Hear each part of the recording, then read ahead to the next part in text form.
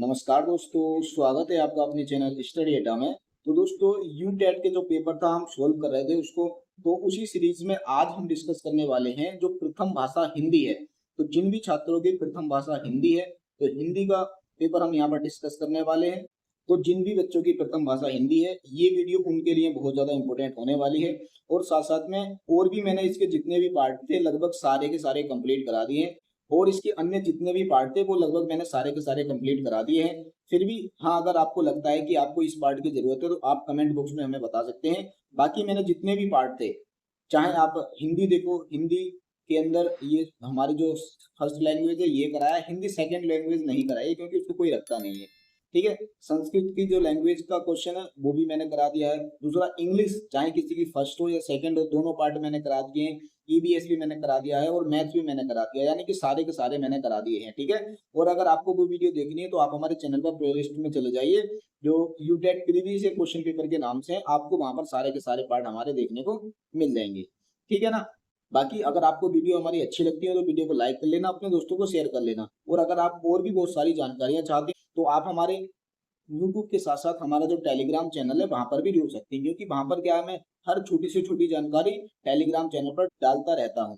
जिनकी वीडियो बनाना पॉसिबल नहीं होता उनकी भी जो जानकारी है मैं सीधा का सीधा अपने टेलीग्राम चैनल पर डाल देता हूँ। तो आप डिस्क्रिप्शन बॉक्स में मैंने टेलीग्राम चैनल का लिंक दे रखा है, आप वहां से जाकर उसको ज्वाइन कर सकते हैं। तो ठीक है, हम स्टार्ट कर लेते हैं। इसके अंदर पहला क्वेश्चन, क्वेश्चन नंबर 31 है। और जो लैंग्वेज फर्स्ट होती है हमारी क्वेश्चन नंबर 31 से लेकर क्वेश्चन नंबर 60 तक चलते हैं। ठीक है, तो इसके अंदर जो हमारा पहला यानी कि 31 क्वेश्चन आ जाता है, लिखा है कि निम्नलिखित में से कौन सा कथन राष्ट्रीय शिक्षा नीति 2020 को उल्लेखित नहीं करता है।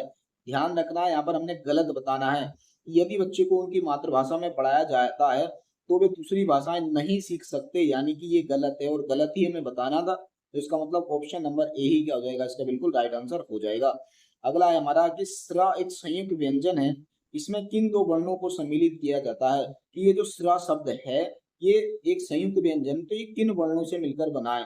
तो इसमें सा शरीफ, सा शरबत वाला और र, इसमें आधा सा होता है और ये र होता है। इन दोनों वर्णों को जब हम मिला देते हैं तो ये जो स्रा है इसका निर्माण हो जाता है। ठीक है, अगला है कि द्वापी द्वापी का संधि विच्छेद होगा। तो ये जो द्वापी शब्द है इसका जो संधि विच्छेद हो जाएगा वो हो जाएगा द्योधन अपी, यानी कि द्योपी। ऑप्शन नंबर सी इसका राइट हो जाएगा। अगला हमारा क्वेश्चन है कि समृद्धि कलम से लिखती है, वाक्य में कौन सा कारक है। देखिए, कलम से यानी कि साधन से लिखती है, और जहां कहीं पे भी साधन का नाम आता है तो वहां पर कर्ण का प्रयोग किया जाता है, यानी कि ये कर्ण कारक हो जाएगा। ठीक हो गया। अगला है कि निम्नलिखित में से कौन सी भाषा देवनागरी लिपि में नहीं लिखी जाती है, यानी कि यहाँ पर क्या बताना है, गलत हमने बताना है। तो मराठी लिखी जाती है, नेपाली भी लिखी जाती है, हिंदी भी लिखी जाती है, उड़िया नहीं लिखी जाती है। जो नहीं लिखी जाती है वही इसका राइट आंसर हो जाता है। ठीक हो गया। अगला है कि निम्नलिखित में से भाषा की विशेषता नहीं है, गलत बताना है। देखो ध्यान से, भाषा सार्थक और यादृच्छिक होती है, बिल्कुल सही है। भाषा परंपरागत होती है, ये भी सही है। भाषा अनुकरणीय होती है, ये भी सही है। भाषा अपरिवर्तनशील होती है, ये गलत है भाई। भाषा परिवर्तनशील होती है, ना कि अपरिवर्तनशील, और गलत ही हमें बताना था। तो इसलिए ऑप्शन नंबर ए इसका राइट हो जाएगा। ठीक है, अगला हमारा क्वेश्चन है कि मातृभाषा की प्रमुख शिक्षण विधि है। तो यहाँ पर हमारी जो मातृभाषा की प्रमुख शिक्षण विधि हो जाएगी वो आगमन विधि भी है, अनुकरण विधि भी है, निगमन विधि है, यानी कि उपरोक्त सभी क्या हो जाएगा, इसका बिल्कुल राइट आंसर हो जाएगा। अगला है कि किस समास में अन्य पद की प्रधानता होती है। तो किस समास के अंदर अन्य पद की प्रधानता होती है, ये होती है बहुब्रीहि समास के अंदर अन्य पद की प्रधानता होती है। कथा सम्राट किसे कहा जाता है। तो कथा सम्राट हम कहते हैं मुंशी प्रेमचंद जी को। तो ऑप्शन नंबर बी इसका राइट हो जाएगा। अगला आ जाता है कि कलई खुलना मुहावरे का अर्थ है। तो कलई खुलना मुहावरे का अर्थ होता है भेद का प्रकट हो जाना, कि जब किसी का जो भेद होता है उसका प्रकट हो जाता है तो कहते हैं कि भाई इसकी तो कलई खुल गई। अगला है कि भारतीय संविधान के किन अनुच्छेदों में राजभाषा संबंधी प्रावधानों का उल्लेख किया गया है। तो अनुच्छेद 343 से लेकर अनुच्छेद 351 तक राजभाषा से संबंधित जो प्रावधान है उनका उल्लेख किया गया है। अगला है कि अनल शब्द का समानार्थी है। तो अनल शब्द जो है वो आकाश का पर्यायवाची। ऑप्शन नंबर डी इसका राइट है। निम्नलिखित में से कौन सा शब्द तत्सम है, तत्सम बताना है। तो जमुना, केला और चांदनी ये क्या है, तत्सम तद्भव शब्द है, जबकि ये जो धर्म है ये तत्सम शब्द है, यानी कि ऑप्शन नंबर सी इसका राइट हो जाएगा। अगला है कि ईर्षा शब्द का शुद्ध वर्तनी विश्लेषण है। तो यहाँ पर जो ईर्षा शब्द है इसकी जो वर्तनी हो जाएगी, इसका विश्लेषण हो जाएगा, ये हो जाएगा ऑप्शन नंबर बी में। यहाँ पर पूरी तो ई होती है, आधा रा होता है, आधा सा होता है, आधा या होता है और आ पूरा होता है। ठीक है, इस तरह से ईर्षा बनता है। तो ऑप्शन नंबर बी इसका राइट है। ठीक है, अगला हमारा क्वेश्चन है कि देख यशोदा शिशु के मुख में सकल विश्व की माया, क्षण भर में वह बनी अचेतन, हिल न सकी कोमल काया, कि प्रमुख पंक्तियों में कौन सा रक्त है? तो यहाँ पर अद्भुत रस है, क्योंकि यहाँ पर क्या है, यशोदा जी को बिल्कुल अद्भुत चीज यहाँ पर दिखाई दी है कृष्ण जी के मुंह में। ठीक है, अब यहाँ पर क्या है, एक गधांश है। आपको क्या करना है, इस गधांश को पढ़ना है। सारे के सारे गधांश को पढ़ने के बाद क्वेश्चन नंबर 46 से लेकर 50 तक के उत्तर हमने देने हैं। तो आप भी पढ़ लेना, मैं इसको पढ़ूंगा नहीं, क्योंकि अगर हम ऐसा पढ़ लेते हैं तो बहुत ज्यादा टाइम लग जाएगा। सीधा हम क्वेश्चन देख लेते हैं। इसका है कि हम दूसरे के महत्व के अधिकारी कैसे हो सकते हैं। तो हम दूसरे के महत्व के जो अधिकारी हैं, इस गधांश के अनुसार पर हम पढ़ेंगे तो भक्ति के द्वारा हो सकते हैं। अगला है कि महात्मा अन्याय का दमन करने में कैसे समर्थ होते हैं। तो ये होते हैं लोक कल्याण साधना में सब कुछ समर्पित करने वाले भक्तों के सहयोग से, यानी कि ऑप्शन नंबर ए इसका राइट हो जाएगा। अगला है हमारा कि समाज कल्याण संभव हो पाता है यदि, ये जो समाज का कल्याण है ये कब संभव हो पाएगा, ये ऐसा तब संभव हो पाएगा, ऐसा आचरण हो कि दूसरे आपके प्रति भक्ति रखें। कि भी आपको अपना ऐसा आचरण बनाना है कि जिससे जो दूसरे लोग हैं आपके प्रति बिल्कुल भक्ति रखने लग जाएं। ठीक है, अगला क्वेश्चन है कि भक्ति के सामाजिक महत्व का क्या अभिप्राय है। तो भक्ति के सामाजिक महत्व का जो अभिप्राय हो जाएगा वो हो जाएगा लोक हितकारिणी शक्ति को स्वीकार करना। ऑप्शन नंबर डी इसका राइट है। अगला है कि मानव जीवन की सार्थक और व्यापक अभिव्यक्ति के लिए आवश्यक है।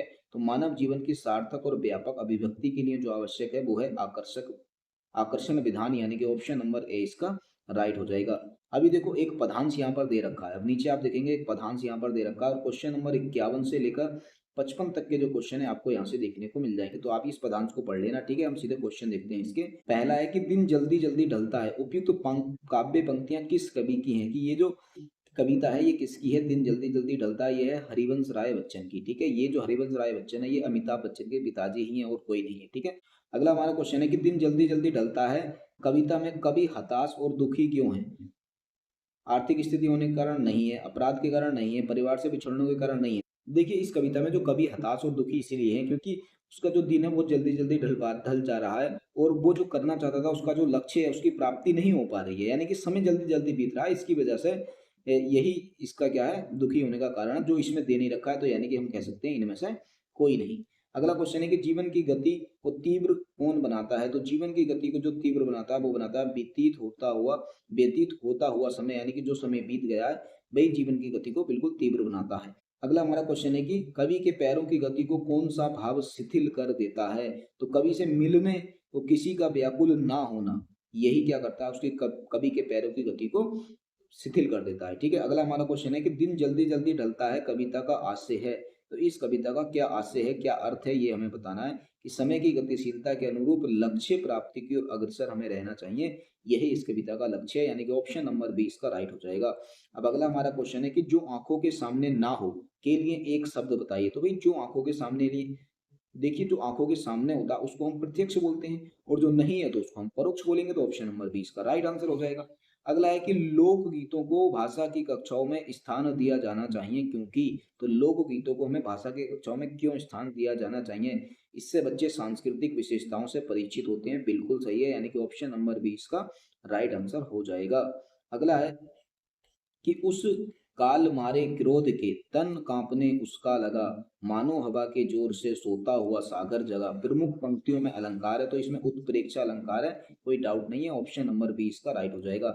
अगला है कि वाम अंग शिव शोभित शिवा उदार, शरद सुबारिद में जनु तड़ित बहार। प्रमुख पंक्तियों में छंद है, तो ये कौन सा है, सोरठा है, यानी कि ऑप्शन नंबर बी इसका राइट आंसर हो जाएगा। अगला और हिंदी का हमारा लास्ट क्वेश्चन आ जाता है कि भाषा के कौन से कौशल अभिव्यक्ति कौशल हैं, यानी कि आप अपनी बात को, अपनी भाषा को किसके रूप में अभिव्यक्त करते हैं। अपनी बात को अपने दूसरे को बताना है तो आप कैसे बताएंगे, तो बोलकर और लिखकर बताएंगे, यानी कि ऑप्शन नंबर सी इसका राइट आंसर हो जाएगा।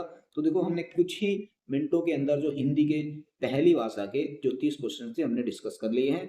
अगर आपको वीडियो अच्छी लगी हो तो वीडियो को लाइक कर देना, अपने दोस्तों को शेयर कर देना, और हाँ आपको कोई भी सुझाव हो तो आप कमेंट बॉक्स में हमें जरूर बताइएगा। अगर आपने दूसरी वीडियो नहीं देखी है तो प्लेलिस्ट में जाकर उनको देख लीजिएगा और साथ साथ में टेलीग्राम चैनल को भी ज्वाइन कर लीजिएगा।